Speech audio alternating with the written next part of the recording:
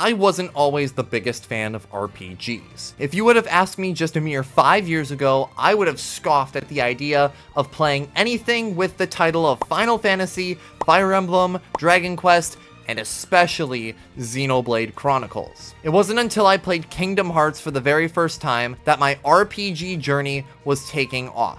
Suddenly, I was playing and loving all of the RPGs that I had previously looked over in the past. It was during this newfound love for RPGs that I was finally willing to give a Xenoblade game a shot. And with good timing as well, as Xenoblade Chronicles 3 and its big DLC expansion, Future Redeemed, had recently released. After playing Xenoblade Chronicles 3 for a little bit and learning about the lore implications of Future Redeemed, I decided that I needed to play the whole series in order, so I put Xenoblade 3 down and immediately started my search for Xenoblade Chronicles Definitive Edition. I cannot tell you how long it took me to find my physical copy of Xenoblade Chronicles Definitive Edition.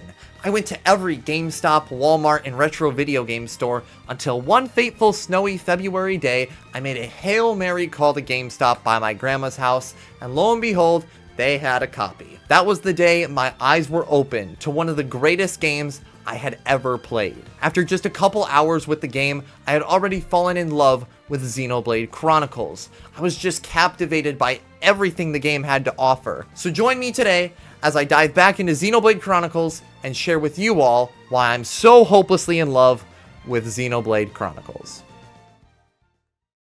Just a quick disclaimer, all of the footage used in this video was recorded on the Nintendo Switch 2. Xenoblade Chronicles Definitive Edition has not yet received any update or patch to improve the game's performance. However, due to the Switch 2's capabilities, the game looks and performs differently than when played on an original Switch. That being said, I played through the entirety of this game on the original Switch and will serve as the basis for this video. Hopefully Nintendo will release something to improve this game on Switch 2. It really deserves it. With all that said, enjoy the video. One of the aspects about RPGs that I've really come to love is their grand style of storytelling. The plot of Xenoblade Chronicles is nothing short of grand, and it's one that I personally was really connected to. Xenoblade Chronicles starts off by introducing the setting to us, and I will talk more in depth about the world design in the next section of this video. This game takes place on two titans who were locked in an eternal battle, the Bionis and the Mechonis. When the titans finally struck each other, they became frozen and life started to flourish upon them. The life forms that developed upon the backs of the two titans are, guess what, locked in a perpetual war with each other. The Bionis is home to organic life, and the Mechonis is inhabited by mechanic life forms. It's on the Bionis that we meet the protagonist of our story, a Homs boy named Shulk. Homs are this game's equivalent to humans, by the way. Shulk is an engineer who has been tasked with studying the Monado, which is a special yet mysterious blade that is the Homs' only way of destroying the Mechon. Shulk's home, Colony 9, is then attacked by these Mechon, and in his pursuit of defending his home and his friend Dunban, Shulk learns that he is one of the very few who can wield the Monado properly. Shulk, however, isn't the only brave hero to help defend Colony 9. Helping Shulk is his best friend Reyn and Shulk's love interest, Fiora. During the attack of Colony 9, a Mechon with a face, which none have seen before, comes down and is seemingly immune to the Monado. In their attempts to defeat the faced Mechon, it kills Fiora, which sets Shulk off and serves as his main motivation for the rest of the game. Shulk and Reyn then go on a titan-trotting adventure to defeat the Mechon, avenge Fiora, and defend the people of Bionis. Just like with any other RPG, as you journey up and around the Bionis, you'll encounter the other inhabitants of the Bionis and gain more party members, as well as complete a whole bunch of side quests. Like I said at the beginning of this section, I really became invested and connected to this game's story. I'm always a sucker for plots where you fight for the ones that you love. The plot also kept me on the edge of my seat, as there are a whole ton of plot twists that absolutely blindsided me. I did my very best, though, to stay as spoiler-free as I could for this game, and I'm very glad I did, as I don't think the plot twists would have hit as hard as they did if I got them spoiled for me, especially the endgame. That crap rocked my world. I also felt like the pacing was pretty good. Every part of the Bionis has some sort of major plot event that kept me going on. There's also a good bit of mystery involved as you learn the secrets of the Monado and the Bionis. Overall, the plot really captivated me and is one that I actually remember a lot from and think about quite often. It's got such a great sense of adventure and scale that made me excited to pick it up and find out what happens next. Of course, the plot is only as good as the characters that are affected by it. The characters were a big factor as to why I got so invested in the story of this game, as each one is written to have their own goals and motivations for helping Shulk on his quest. I especially connected well to Shulk. He's got a very adventurous spirit and encouraging attitude, and I really appreciated the emotional depth he was given, as there are certain instances of the game where he really goes through the motions. Shulk also carries the weight of being able to see the visions of the future the Monado gives him, which plays into his emotional depth. I tend to gravitate towards more light-hearted protagonists like Shulk and Sora compared to the more brooding ones. Shulk would be nowhere without his best friend and certified Joe bro, Reyn. Reyn is the muscle and heart of the party, and another character I liked a lot as he's always there for Shulk, in the good and in the bad. He also just has the biggest heart and wants to help whoever he can. The last member of the Colony 9 trio is Shulk's friend and love interest Fiora. For the time that she's on screen, cause, you know, stabbed. Fiora is sweet and bubbly, and it's really shown that she cares about the people that she's close with, as it's shown she takes care of her brother Dunban while he's injured, and she makes food for Shulk. And honestly, you can really see how much Fiora cares for Shulk, even in their couple of interactions and cutscenes in the beginning of the game. It's very apparent that she has deep feelings for Shulk. During the game, as you scale the Bionis, you'll encounter more members to add to your party. When you reach the Gower Plain, you'll meet Sharla, who is living the aftermath of her colony being destroyed by the Mechon. Her motivation is much like Shulk's, as she seeks to defend her home and get revenge for her fiancé, who was also killed by the Mechon. After the events of Colony 6, Fiora's brother Dunban will join the party, and he acts as the mature, level-headed, quote-unquote dad of the party. Dunban also seeks to defend Colony 9, but unlike Shulk, has really coped with Fiora's death. The Machna Forest is where we meet the last two main party members. In the forest, Shulk meets the Princess of the High Entia, Melia. Melia is humble as she has a strong sense of duty to her people. Melia also acts as the guide for the party, as most of the middle sections of the game involve the High Entia and their locations. The final member to join the party is the Nopon, Riki, whose home is the Machna Forest. Riki is sent with the party to defeat the Telethia in the forest and sticks around after to aid Shulk on his quest to defend his family and village. If it wasn't already clear, all of the party members share a common goal: defend their home and the ones they love. I don't dislike any of the main cast in this game. They all serve a valuable role and none have an annoying personality. Overall, Xenoblade Chronicles' plot captivated me and got me emotionally invested in it. Not only is the plot well-paced, but man, those twists really did get me. And I really liked the cast of main characters in this game. They are all very relatable and compelling. I ended up caring a lot for these characters and what happens to him throughout the story. The captivating story and compelling cast of characters were a huge part of why I fell in love with this game. As mentioned in the onset of this video, Xenoblade Chronicles is an RPG, and one of the action variety. Whenever I hear action RPG, my mind immediately goes to something like Kingdom Hearts or Final Fantasy VII Remake. Don't get me wrong though, this game has a lot of RPG staples, like leveling up, skill trees, tons of weapons and equipment, a whole affinity chart, and even these gems that boost your stats and actually work a lot like materia from Final Fantasy VII. But when it comes to the combat, Xenoblade Chronicles doesn't necessarily have the same combat characteristics as other action RPGs. However, it's also not exactly turn-based either. Xenoblade falls kinda in the middle of action and turn-based combat. When you engage in a battle, you can position your character around the enemies, and while this is going on, your character will be auto-attacking. I say character instead of just Shulk because you're actually able to take control of all the party members in and out of combat. As your character's auto-attacking, your arts will charge up, and arts are your special abilities, and these can range from physical attacks, healing, and inflicting status effects. Some of these arts require specific positioning on the enemy, which adds another layer of strategy when it comes to controlling your character. Each of the party members has their own unique set of arts, so it really matters who you have set to your active party, as you can only use 3 at a time. And if you can charge up the link gauge, you can unleash a chain attack, which, when done properly, can be absolutely devastating for whatever small creature you decided to pick on this time. While it did take some getting used to at first, I actually really liked Xenoblade's combat system. There was something so fluid and satisfying about chaining together attacks with your party members and trying out different arts to see which of them fit my playstyle. I did end up playing as Shulk for my playthrough, mainly because he's the main character and I wanted to see the story through as him. Plus, the Monado is just straight up overpowered. Of course, fighting monsters and girlfriend-murdering robots is fun and all, but you need a place to fight them in. Enter in Xenoblade's incredible world design. Hot dang! I didn't think it was possible for anyone to make a world that is just so grand and vast.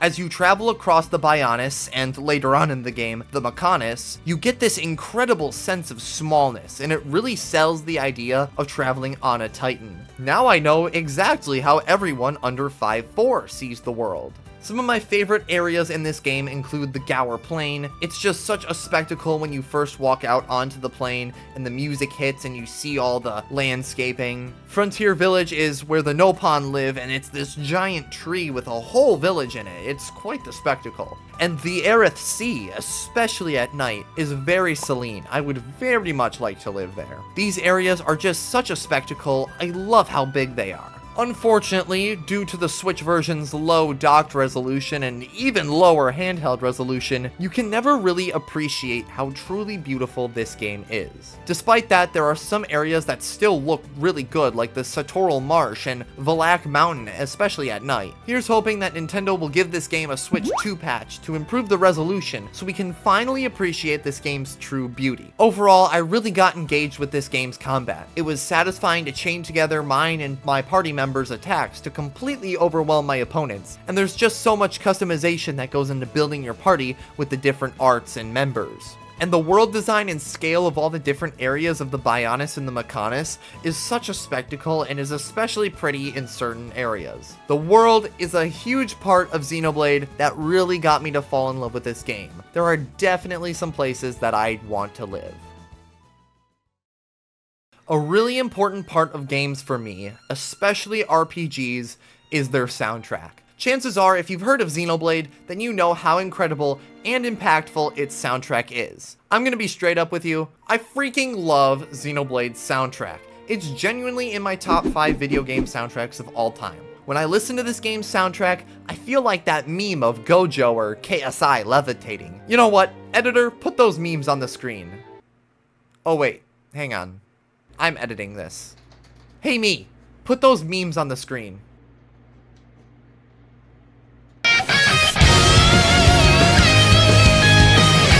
With the release of Definitive Edition, a good amount of tracks, but not all, were rearranged. I gravitate more towards the Definitive Edition versions of a lot of these songs because Definitive Edition was the version I played, but thankfully, for those of you who like the original versions of these songs, there is an in-game toggle for you to switch. They got a great lineup of composers for this game, including one of my all-time favorite composers, the one, the only, Yoko Shimomura. Some of the other games she's written music for are the Mario and Luigi games, Final Fantasy XV, and a little-known game series that I'm not at all partial to in any way, Kingdom Hearts. I am a huge fan of her work, and Xenoblade Chronicles is up there with her best. Okay, let's actually talk about the music instead of just hyping it up. So, a lot of the overworld and town themes use lighter instruments like strings, flutes, and acoustic guitars. These are very whimsical and adventurous tracks. The battle themes are when the electric guitars are brought in and gives battles a rock and roll vibe. Unfortunately, I can't play the whole OST in this video, and believe you me, I would if I could, but I do want to talk about my favorite tracks from this game. First up is Gower Plain. I love the focus on the strings in this track, and they're complemented well by the acoustic and bass guitars very nicely. This track really gets me excited to go on a quest.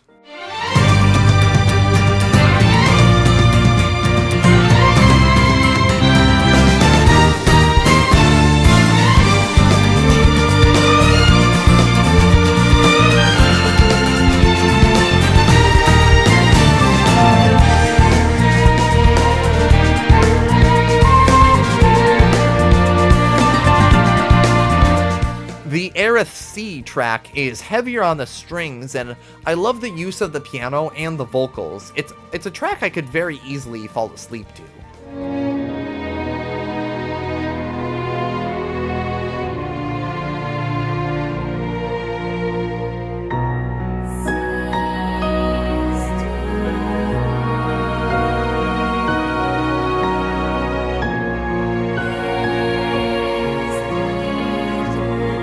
The normal battle track, Time to Fight, is classic Yoko Shimomura. If you've listened to as much Kingdom Hearts music as I have, you'll hear it right away. It's got that wildness with the use of the violin, the piano, and the percussion.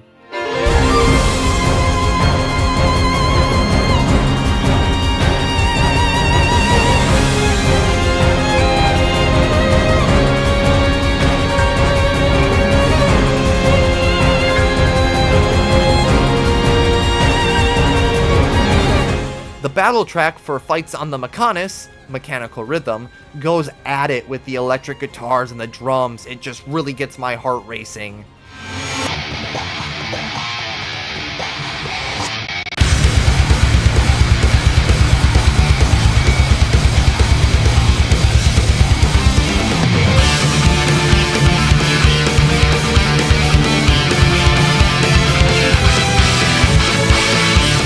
The track that plays during intense cutscenes, Engage the Enemy, is a super emotional piece that uses the violin, electric guitars, and vocals to craft this really intense feeling.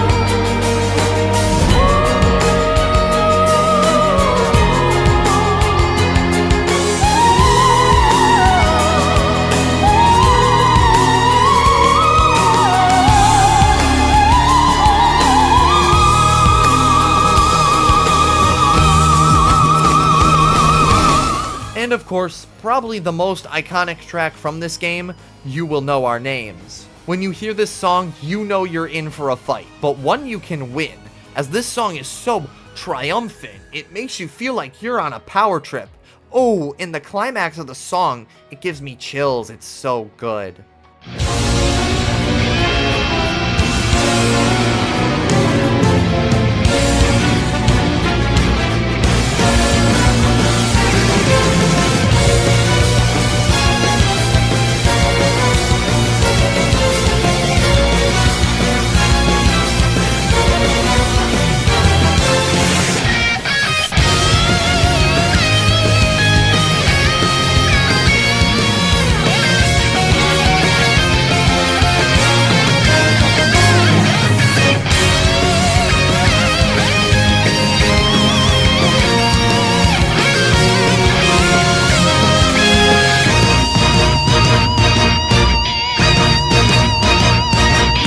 For the last song, I'll give some love to the Future Connected expansion as it is part of Definitive Edition. The battle track for When You're on the Bionis' Shoulder, also named Time to Fight, has this nice swing vibe to it.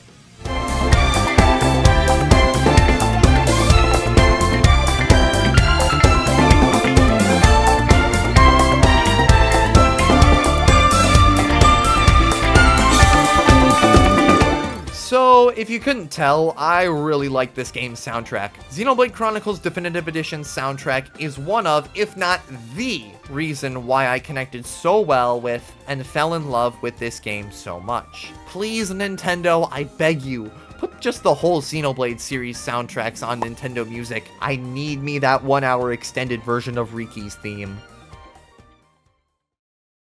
The last part of Xenoblade Chronicles I want to touch on in this video actually comes from the Definitive Edition, and its future-connected side story epilogue thingy. This story takes place a year after the events of the main game, where Shulk and Melia go after the remains of Alchemoth, the High Entia capital, which has floated up by the Bionis' shoulder. Turns out there's a pretty nasty fog beast who lives up in there, and so Shulk and Melia, along with Riki's kids and Melia's half-sister, attempt to take back Alchemoth. Honestly, I was not as invested in this story as I was with the main game. It was just kind of boring.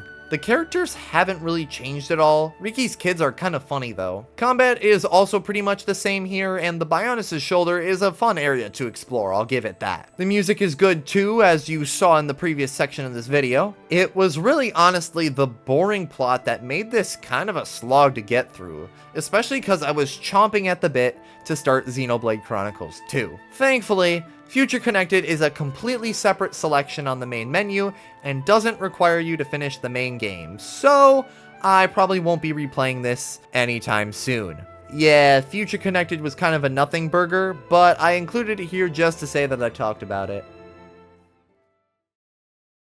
In conclusion, Xenoblade Chronicles Definitive Edition was a game that I had an incredible experience with. The plot was captivating and got me emotionally invested. I really enjoyed the main cast of characters and felt like they were all very unique, relatable, and endearing. I especially liked the relationship Shulk had with Reyn and Fiora. That crap touched my heart, man. While it was something I had to get used to, the combat was fun and satisfying when you're able to chain your attacks. The world design for this game is rivaled by none and is only limited by the hardware it's on. The soundtrack is nothing short of incredible and complements the main game very well. And finally, Future Connected is a thing.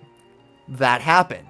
At the end of the day, Xenoblade Chronicles has become one of my favorite video games of all time. It's just the kind of experience that I think about all the time. I can't wait to see where the series goes next. With every game in the series now being available on the Nintendo Switch, it seems like Nintendo is just getting started with the Xenoblade series. Now with the Nintendo Switch 2 being out and having more beefy graphics and performance, I'm very interested to see where Monolith Soft takes the next chapter in the Xenoblade franchise. And hopefully we do get some Switch 2 patches and updates for the previously released Xenoblade games. Until that day comes, I will always look back and remember Xenoblade Chronicles fondly, as it's a game that will always be in my heart, my mind, and my recently played forever.